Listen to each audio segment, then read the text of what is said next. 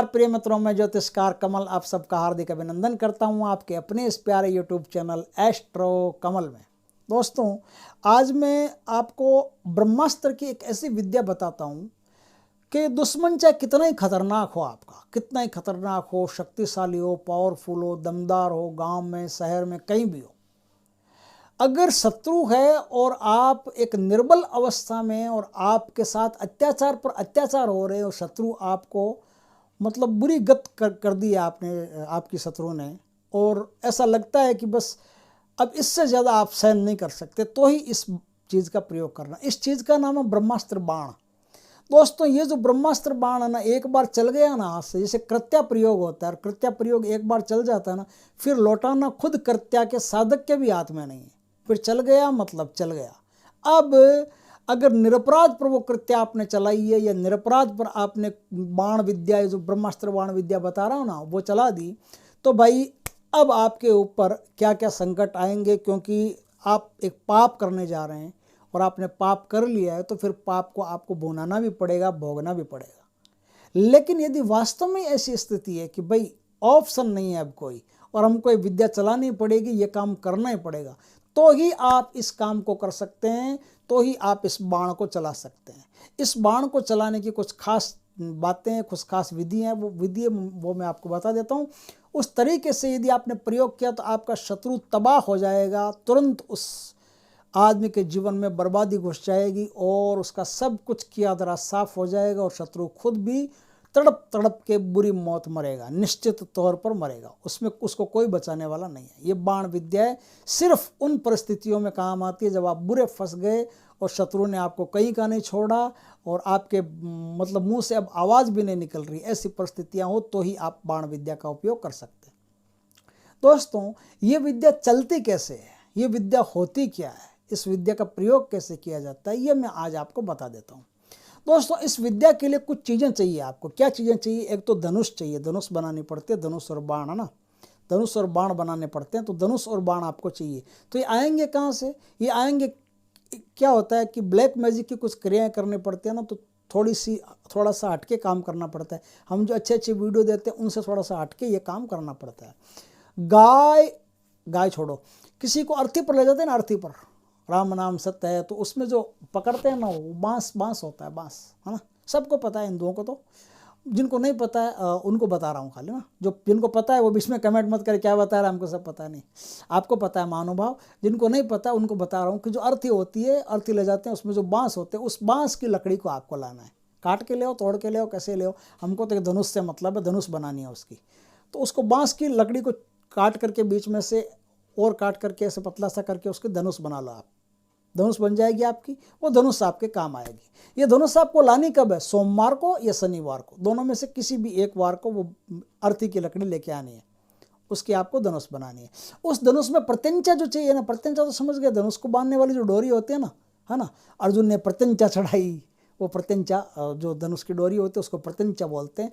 तो वो गाय जब मर जाए, कोई गाय अगर मरी हुई हो ना, तो मरी हुई गाय की आप जो गाय को काटते वगैरह हैं, जिस चमड़ा उनका उतारते हैं, तो उनसे आप संपर्क कर लोगे ना, तो आपको एक चीज़ मिल जाएगी। क्या मिल जाएगी? गाय की आंत होती है, गाय की मरी हुई गाय की जो आंत होती है ना, वो मरी हुई गाय की आंत आप उसमें प्रत्यंचा की जगह बांधोगे, धनुष में प्रत्यंचा की जगह उसमें बांधोगे। तो लकड़ी शमशान में जो अर्थी होती है उसकी लकड़ी ले आए सोमवार या शनिवार को, और सोमवार या शनिवार को क्या लाए आप? सोमवार और शनिवार को ये प्रत्यंचा लाए। अब आपको क्या करना है? किसी मंदिर में जाना है।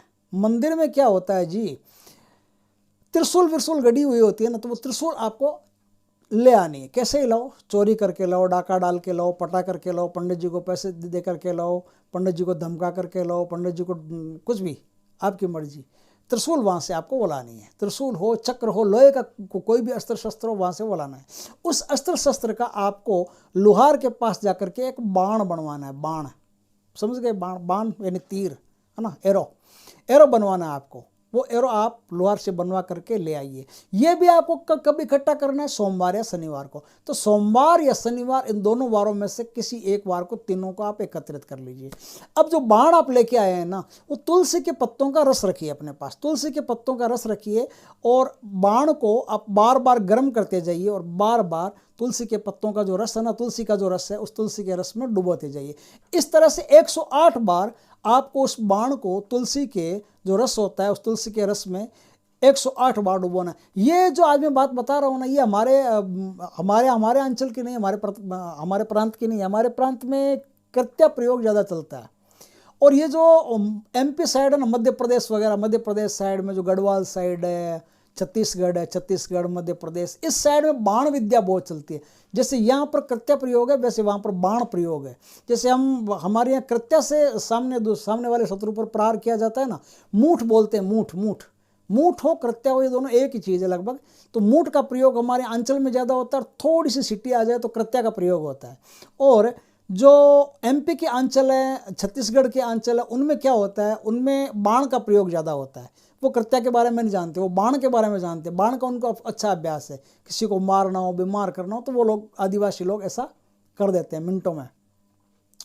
तो इस प्रकार से आपके पास ये सामान इकट्ठा हो गया। क्या सामान इकट्ठा हो गया? धनुष इकट्ठी हो गई, बाण इकट्ठा हो गया, 108 बार आपने तुलसी के पत्तों में डुबो लिया, उसको भिगो लिया, मतलब भिगो लिया नहीं, गर्म कर करके बुझाना पड़ता है, इसको बुझाना बोलते हैं। गर्म किया और तुलसी के रस में डुबोया तो बुझ गया, गर्म किया तुलसी के रस में डुबोया बाण तो बुझ गया।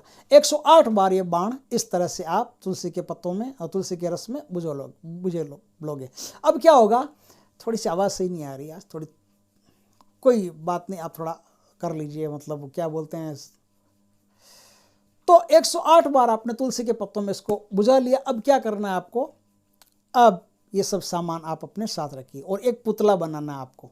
पुतला बना करके उसको सिंदूर से लेपन करना। उसके पहले जिस आदमी पर आपको ये प्रयोग करना है, जिस आदमी पर आपको प्रयोग करना है ना, उस आदमी का नाम लाल कलर के रंग से, स्याही से, कैसे भी, पेन से, बॉल पेन आता है उससे, कैसे भी, लाल कलर के पेन, बॉल पेन, किसी से भी, उसका और उसकी माँ का, दोनों का नाम उसकी छाती पर लिखो।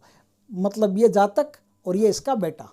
जैसे किसी का नाम हो रामपाल तो रामपाल, उसकी माँ का नाम हो तो नीचे लिखो माँ, फिर जमुना देवी, कुछ भी उनका जो भी नाम हो वो नाम लिख देना स्त्री का, और बेटे का जो भी नाम हो वो नाम लिख देना। और जिस जातक पर प्रयोग कर रहे हो उसका नाम और उसकी माँ का नाम, ये दोनों आप उसकी छाती पर लिख दोगे। छाती पर लिखने के बाद में क्या करोगे, आपको ऐसे मंगलवार की रात को ये प्रयोग होता है। मंगलवार की रात को 12 बजे के आसपास क्या करना है आपको, घर से निकलना जब एकदम सुनसान हो जाए। 12 बजे का मतलब कोई टोना टोटका का सब टाइम फिक्स नहीं है। 12 बजे का मतलब है कि गांव में अक्सर 10 बजे के बाद में एकदम सुनसान हो जाती है, फिर कोई आता जाता नहीं है, कोई डिस्टर्ब नहीं करता। तो 12 बजने के आसपास क्या करना, आपको ये प्रयोग करना है। 3 रास्ते जहाँ पर मिलते हो ना, 3 रास्ते, उन 3 रास्तों पर आपको ये पुतला ले जा करके रख देना है।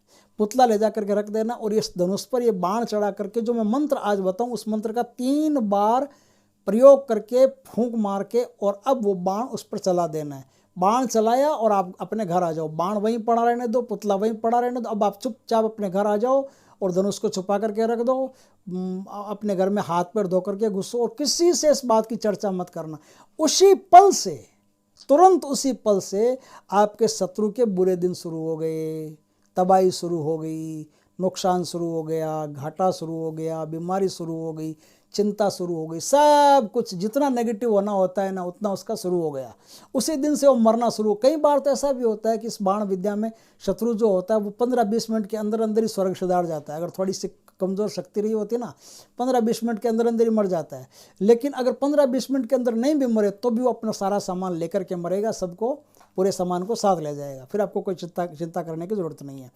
आपका दुश्मन आज के बाद ख़त्म है, फिर उसको देखने की भी आवश्यकता नहीं पड़ेगी आपको कभी।